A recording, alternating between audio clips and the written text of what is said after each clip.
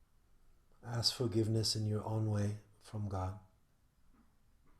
from your higher source.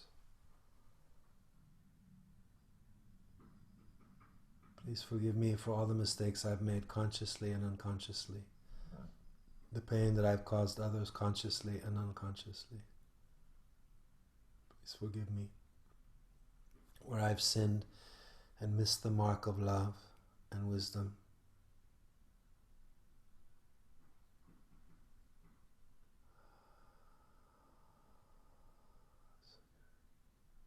Father, Mother, please forgive me.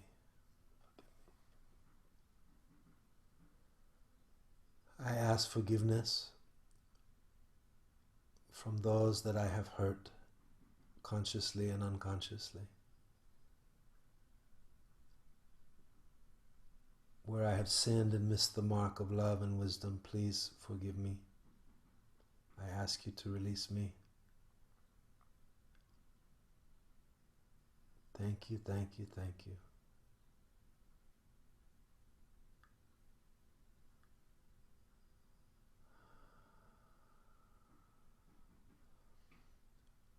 I forgive all those that have hurt me, consciously or unconsciously,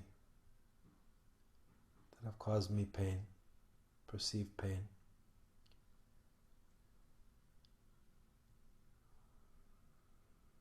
I release you. I forgive you. I release you to love.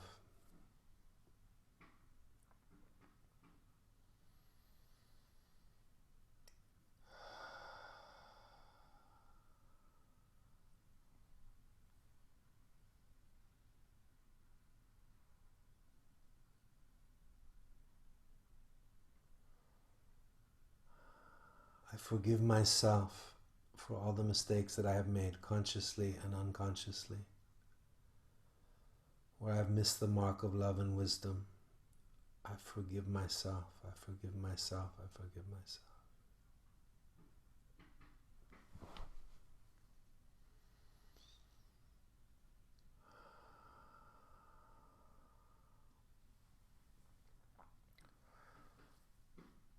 In these current karmic situations, I offer my forgiveness too. I forgive. So you can just feel intuitively any current karmic situations that you feel ready to release, forgive.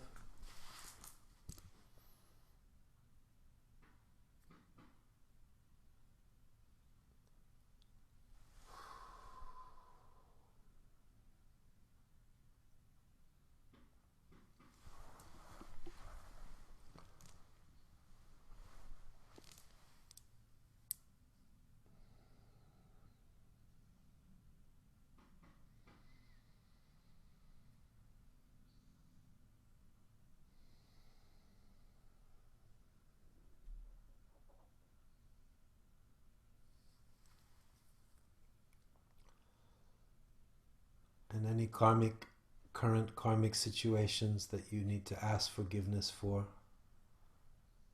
please forgive me. Anything where you feel stuck currently for your part in it,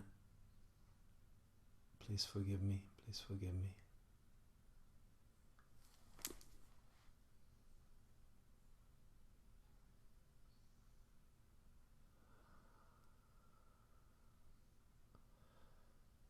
And we enter into Ho'oponopono.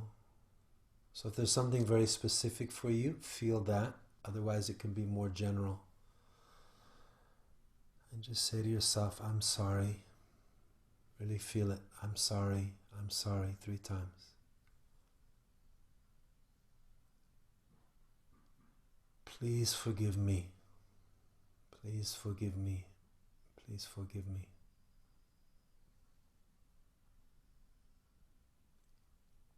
I love you. I love you. I love you.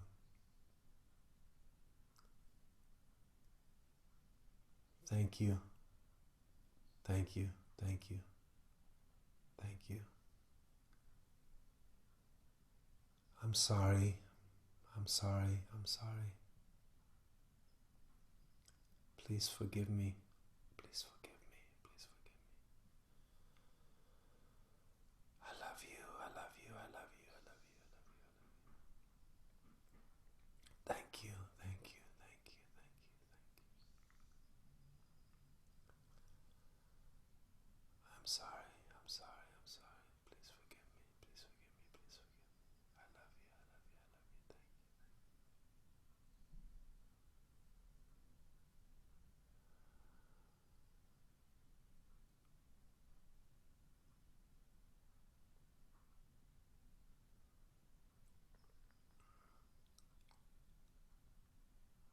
And so it is, may the energy of divine healing, the grace light, highest love, highest law, highest truth, heal all that needs to be healed in this moment. Release all that needs to be released. I send my love and blessings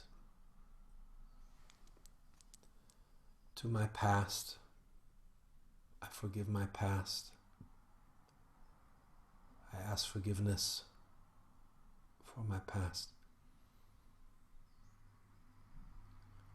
I bless the divine essence of all things, of all creation, now and forever and evermore.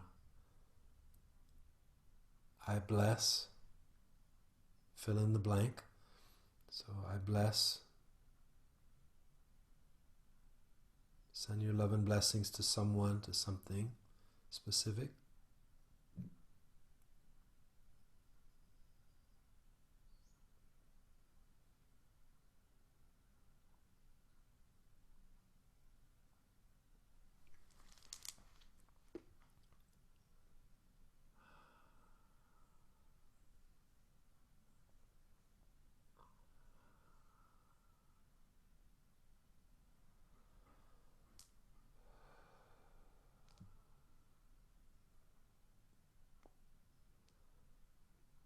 And lastly, just to pray for our world.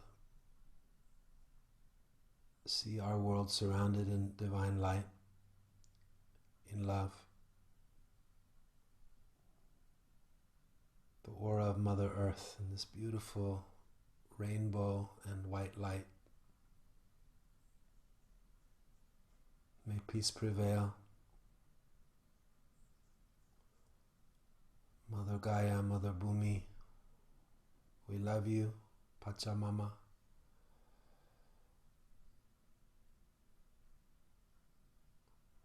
Great Spirit, Creator, we love you. Thank you, thank you, thank you.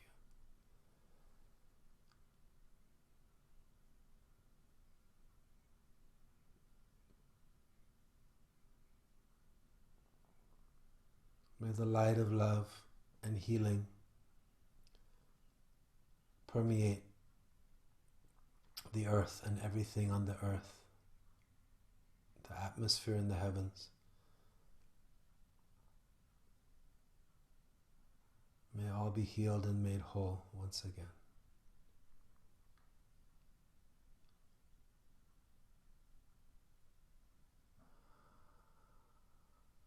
And just relax.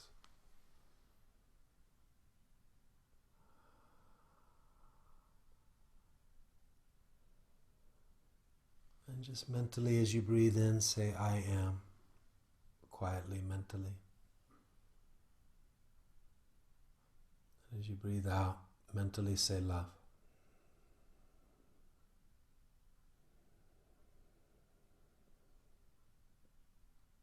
I am love. I am love. I am love.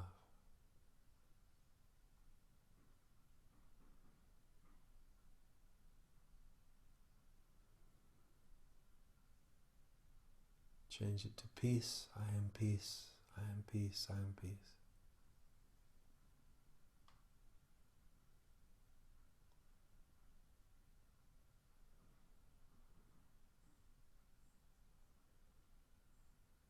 I am light.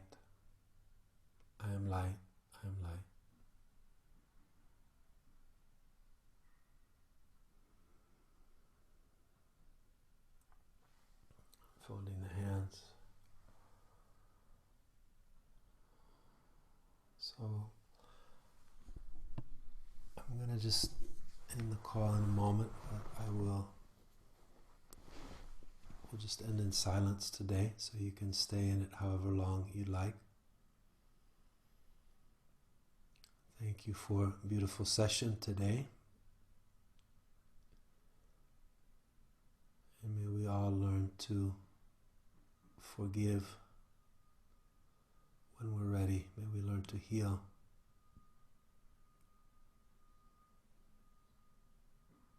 Completely.